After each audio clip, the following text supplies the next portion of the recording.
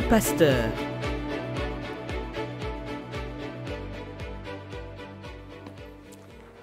Shalom bien-aimés dans le Seigneur, c'est la prophétesse Frida Manzioni, visionnaire du ministère Tour de prière Semeur et de l'église locale Centre des Passionnés de Christ.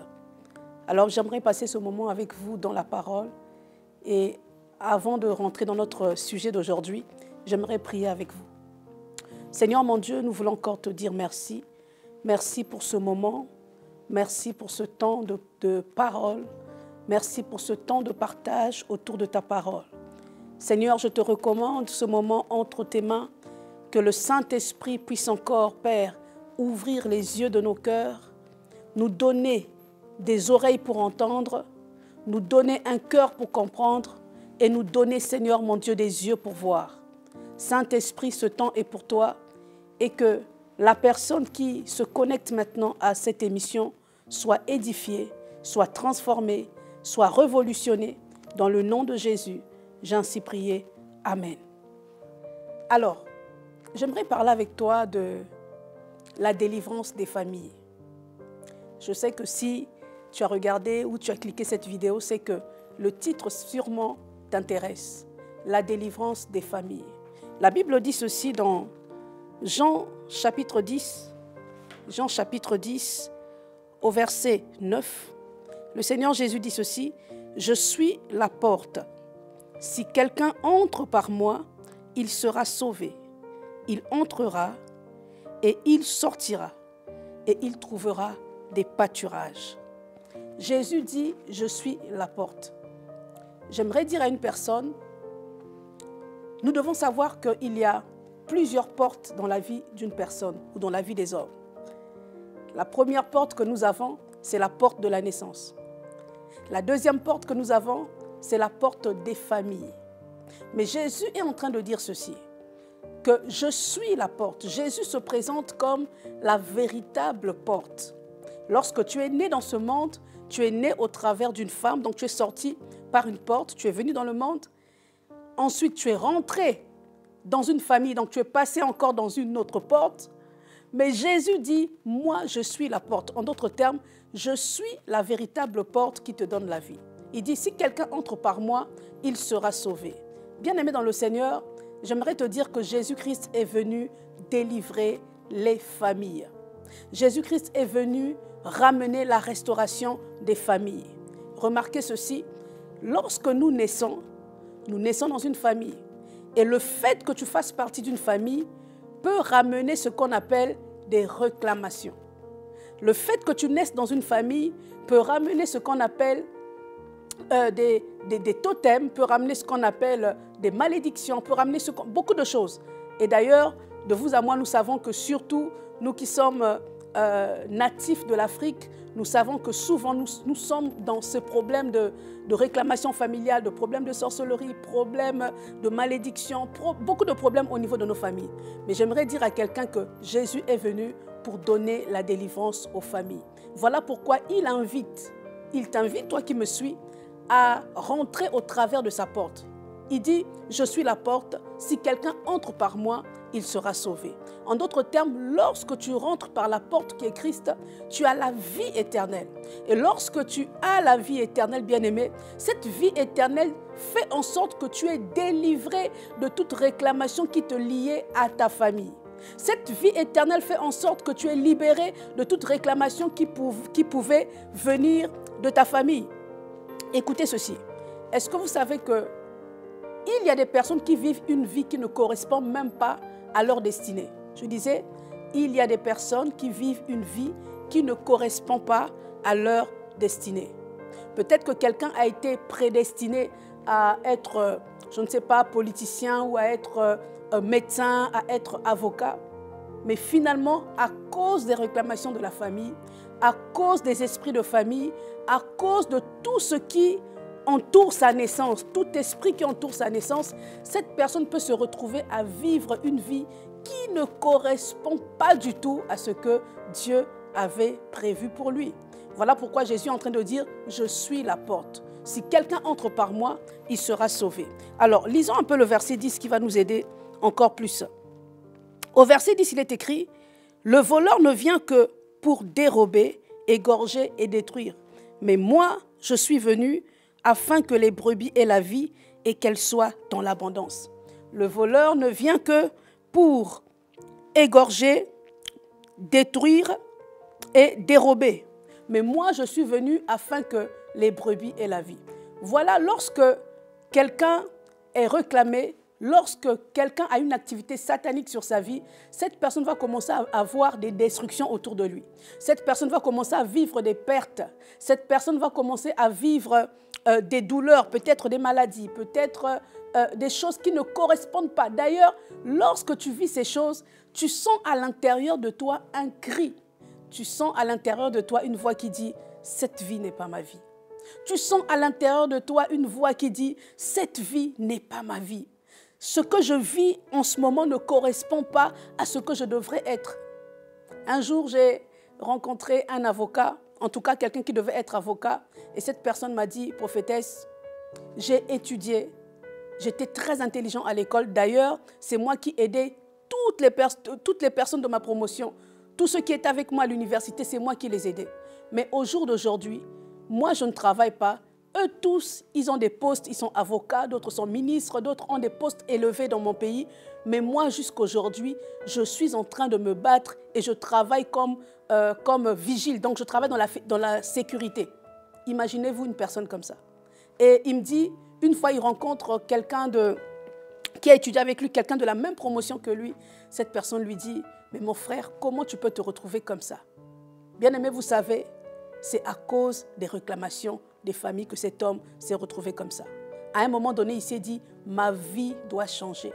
Je dois chercher le Seigneur. Je dois accepter Jésus comme Seigneur et Sauveur de ma vie afin que ma vie puisse changer. Et j'aimerais vous dire que lorsque cet homme a commencé à chercher le Seigneur, lorsque cet homme a compris que ce qu'il vivait n'avait rien à voir avec ce que Dieu avait prévu pour lui, il y a eu comme une révolution à l'intérieur de lui. Il y a eu comme une colère sainte. Il s'est dit, je dois rentrer dans ma destinée. Sa vie a commencé à changer. Des fois, lorsque nous sommes chrétiens, nous oublions un peu ce côté de réclamation familiale. Des fois, lorsque nous sommes chrétiens, nous négligeons un peu ce côté des esprits de famille qui peuvent réclamer nos vies et nous disons « Oh, c'est rien, ça va passer ». Mais des fois, bien aimé, tu dois te rendre compte des esprits qui sont en train de combattre ta vie. Tu dois faire le bilan de toi-même. Tu dois en fait faire le bilan de ta vie, voir qu'est-ce qui marche, qu'est-ce qui ne marche pas et commencer dans le nom de Jésus à affronter tout esprit des ténèbres qui combat ta vie. Le voleur ne vient que pour dérober, pour égorger et pour détruire. Voilà le ministère du diable. Mais le Seigneur dit, moi je suis venu afin que les brebis aient la vie. Non pas seulement que les brebis aient la vie, mais qu'elles soient dans l'abondance. Alors qu'est-ce que j'aimerais te dire? J'aimerais tout simplement te dire que le Seigneur Jésus tient à ce que ta famille soit délivrée. Le Seigneur Jésus tient à ce que ta famille soit épanouie. Le Seigneur Jésus veut que ta famille puisse bénéficier du salut. Voilà pourquoi lorsque Jésus se retrouve dans la maison de Zachée, il dit à Zachée, « Zachée, aujourd'hui, le salut est rentré dans ta maison. » Lorsqu'on parle de salut, c'est la bonne santé. Lorsqu'on parle de salut, c'est la vie éternelle. Lorsqu'on parle de salut, c'est la paix. Lorsqu'on parle de salut, c'est la victoire. Lorsqu'on parle de salut, bien-aimé, c'est le fait que Dieu te met au large.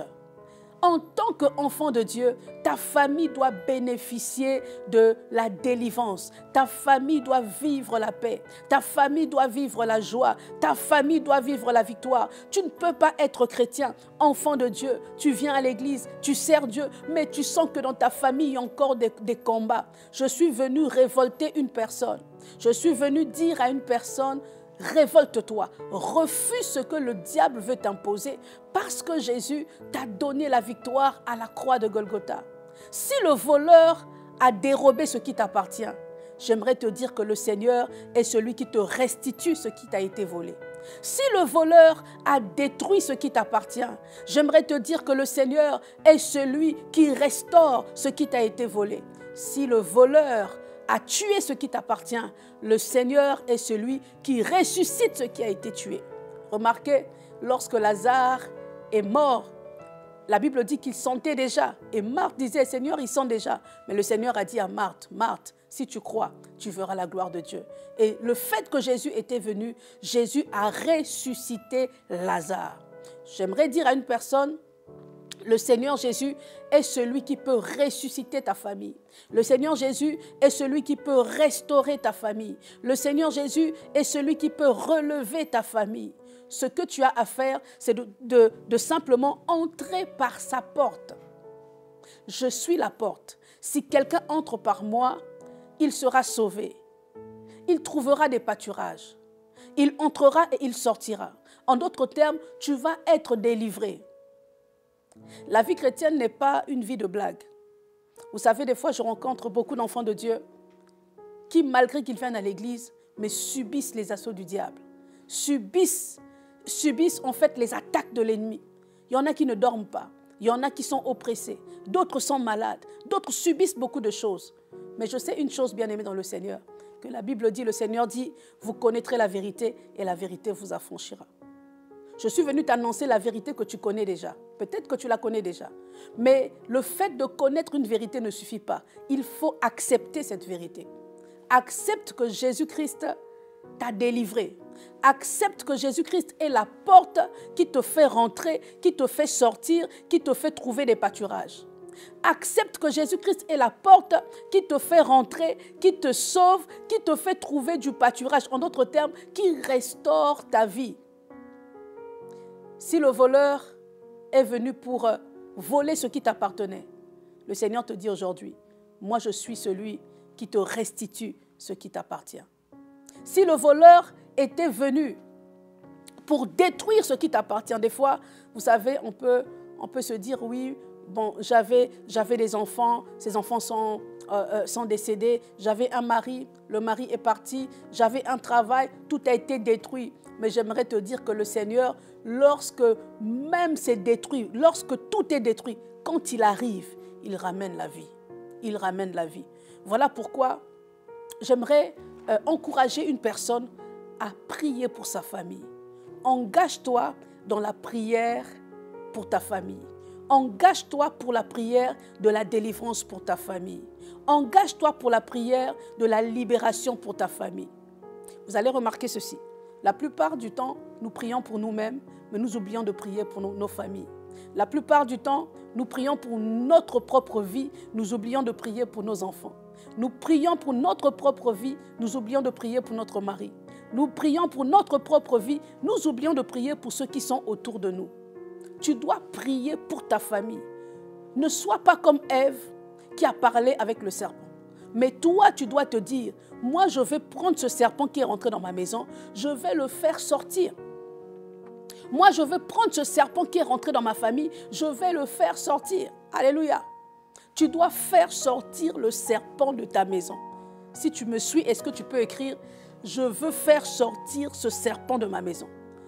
Dis-le plutôt même mieux. Je dois faire sortir ce serpent de ma maison. Que tout serpent, toute vipère, tout esprit qui est rentré dans ma famille sorte au nom puissant de Jésus. Tu dois t'engager dans une prière violente. Tu dois t'engager dans une prière forte qui dit maintenant, je chasse tout esprit de maladie qui tourmente mon fils. Je chasse tout esprit de maladie qui tourmente mon mari. Tout esprit de rébellion qui tourmente mon enfant. Tu dois te lever dans la prière. Je suis venu réveiller une mère, je suis venu réveiller un père, je suis venu réveiller des enfants pour intercéder pour leurs parents. Je suis venu réveiller toute une famille pour dire, le Seigneur veut délivrer ta famille. Il est la porte.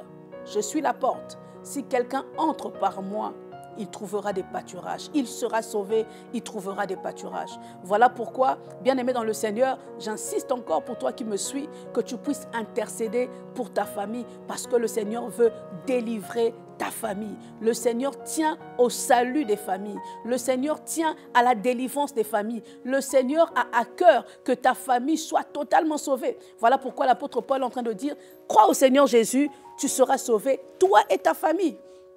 Le salut ne te concerne pas seulement toi, mais le salut concerne aussi ta famille. Le salut ne concerne pas seulement tes enfants, mais le salut te concerne aussi toi. Imaginez-vous une famille où Jésus-Christ est Seigneur. Quelle joie, quelle paix, quelle quiétude, quelle grâce. Cette famille peut se tenir ensemble pour prier, pour demander la gloire de Dieu.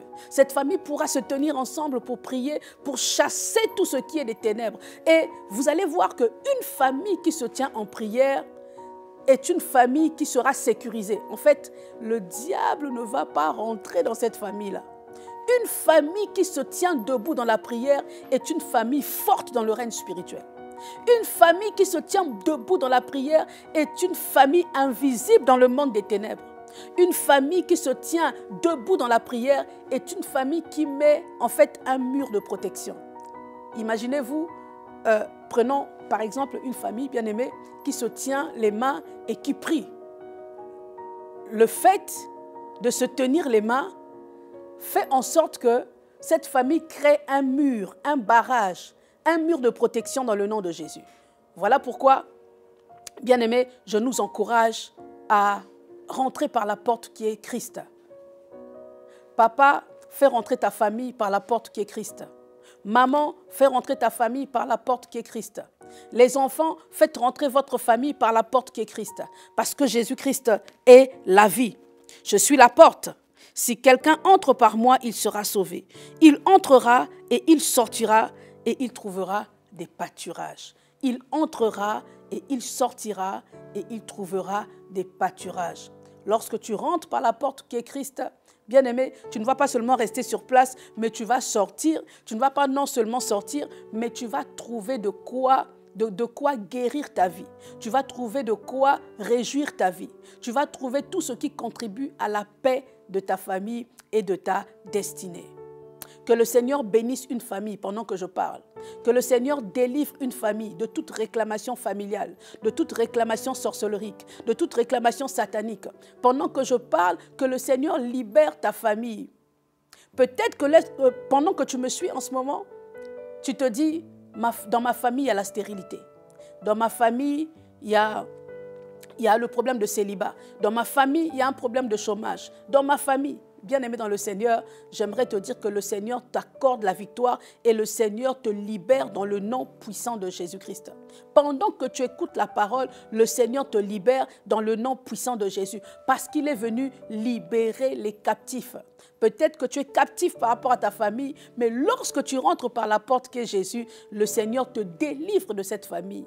Peut-être que tu es réclamé par rapport à ta famille, mais lorsque tu rentres par la porte qui est Jésus, le Seigneur te protège directement. Voilà pourquoi j'aimerais dire à quelqu'un, fais le choix de rentrer par la porte qui est Christ. Fais le choix de rentrer par la porte qui est Christ. Vous savez, d'autres personnes entrent dans leur chambre pour pleurer.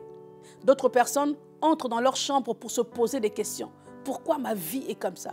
D'autres personnes rentrent dans leur maison et se posent des questions. Pourquoi ma vie n'avance pas? J'ai l'impression de faire des pas, mais lorsque je réalise, lorsque je fais le bilan, je fais du surplace. J'ai l'impression d'avancer, mais lorsque je réalise ma vie, il n'y a rien qui a bougé. J'ai l'impression d'avoir des contrats. J'ai l'impression d'avancer, mais quand tu fais le bilan, tu te rends compte que non, il y a des choses qui ne vont pas. Voilà pourquoi j'aimerais dire à quelqu'un, rentre par la porte qui est Jésus. Lorsque tu rentres par la porte qui est Jésus, même tes soucis vont être solutionnés. Parce qu'il a dit, je vous donne ma paix, je vous laisse ma paix, une paix que le monde ne peut donner. Lorsque tu rentres par la porte qui est Jésus, le Seigneur est celui qui te console. Le Seigneur est celui qui te libère de tout ce qui était en train de tourmenter ta vie. Parce qu'il est venu délivrer, libérer les captifs. Il est venu afin de détruire les œuvres du diable. Qu'une famille soit délivrée aujourd'hui. Qu'une famille soit libérée aujourd'hui. Que ta famille soit libérée aujourd'hui. Alléluia. Il dit, moi je suis venu afin que les brebis aient la vie et qu'elles soient dans l'abondance. Jésus ne t'a pas seulement donné la vie éternelle, mais Jésus t'a aussi donné l'abondance. Jésus ne t'a pas seulement donné la vie éternelle, mais Jésus t'a aussi donné l'abondance dans ta santé. Jésus ne t'a pas seulement donné la vie éternelle, mais Jésus t'a aussi donné l'abondance dans tous les domaines de ta vie.